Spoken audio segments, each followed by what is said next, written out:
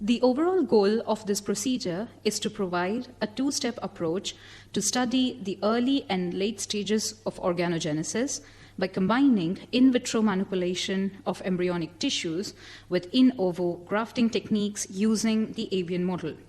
In this method, the embryonic territory comprising the prospective organ rudiment is isolated and grown in an organotypic system for 48 hours. By mimicking normal development, this in vitro approach allows easy access to embryonic territories without the need for specific molecular markers and enables the experimental manipulation of early developmental stages in organ formation that rely on highly dynamic spatial modifications and complex tissue interactions. Then, cultured tissues are grafted onto the chorioallantoic membrane of a chicken embryo.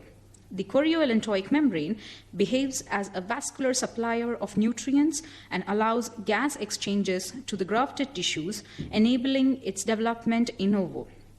This step is especially well suited to study late stages of organogenesis, as fully formed organs can be achieved after 10 days of in ovo development.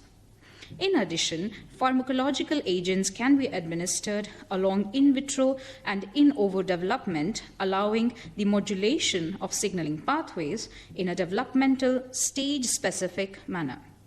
Ultimately, the developing tissues can be collected at any time window to evaluate the progression of organogenesis and be analyzed for gene expression and morphological features.